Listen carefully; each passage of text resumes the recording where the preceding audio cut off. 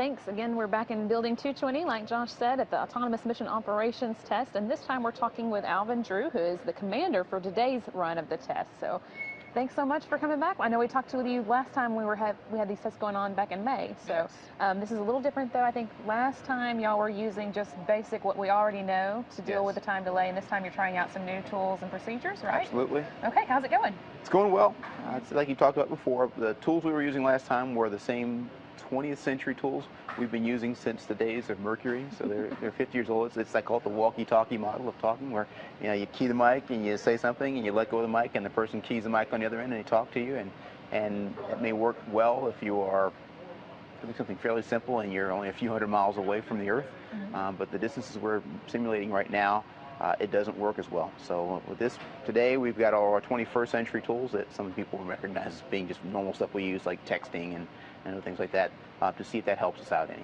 You wouldn't think NASA needed any help getting into the 21st century, but I guess we have stuff that has worked for a while, but it's time to move on to some new. We've got new challenges in front of us and new things to do. So the tools that worked well for the past 50 years, why fool with them, and they're working fine.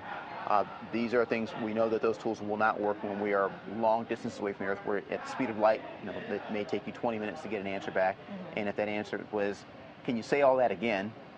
Well, that gets me very frustrating. So it's nice having like written records of what you wanted, so you can send a text message so they can just reread the message. Well, how do you think that's going so far? Do you like the tools? I think it's going great. It's a little bit strange because I'm used to lots of chatter over the radio when things are going on, and we've spent the whole morning. I think we talked to them 3 times, and so you think we're mad at each other or something. We're not. It's just there's still lots of just this typing and chattering away. So if you're a teenager with a phone, it would seem perfectly normal to you, but to somebody like me who's just a few months away from an AARP card, it's a little bit weird to not hear any chatter over the radio lines. So how many, there are 3 runs in all that you'll do today at 3 different time delays. 5 seconds, 5 seconds, 50 seconds, and 300 seconds, which is 5 minutes. Right, so which ones have you done so far? So far we've done 50 seconds, and we'll look at 5 minutes, and then we'll do another run actually with 50 seconds again. We won't do the 5-second delay. What kind of things have you had to do under those delays? What kind of tasks and activities? Basically, I call it this old hab. It's things are broken. I guess we're on our way home. So we've got computers hard drives that are failing. We've got inspections. We've got some dings on our spacecraft from micrometeoroid strikes.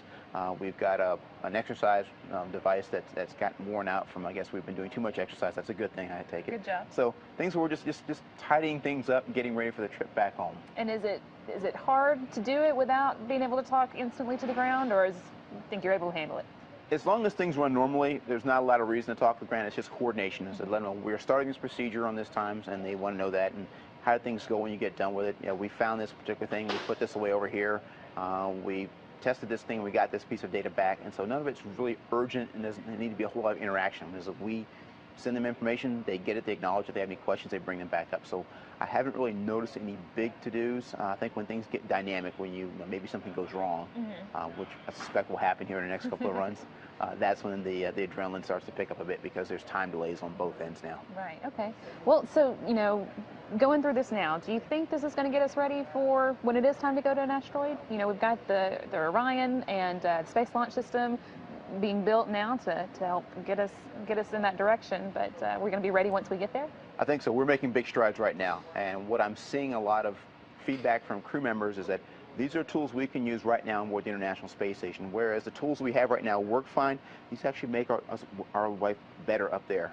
Having things like text, so we don't have to go, "Could you please say again?" Even if there's no time delay, they can go look at the message. So why not? It's not a big leap into these particular technologies. They're things that work on the same computers that we use on the space station right now. So we're actually looking at implementing some of these things here and now. Some of the displays we have over here, if you look at our iPads, this is how we interact with this particular model of a spacecraft. It wouldn't be a big deal to make that work on board our space station. So if you're looking at a procedure, you want to look at a system, you don't have to float over to a workstation, look at it, and then float back over to your work site. You can take everything with you and use it right then and there. Well, now we've got iPads or tablets available on board the space station. We can put the software on those particular tablets and have that capability. So there are things that can enhance our lives on the space station now, and of course get us ready for going further and further away, either out into out beyond the moon and even further out interplanetary space in the coming years. Getting easier to imagine then? Yes, it is. Yeah. Yes. All right. Well, thank you so much for talking with us again. We really appreciate it. Sounds like you've got a lot of interesting stuff going on here. Yes. Looking forward to seeing more of it.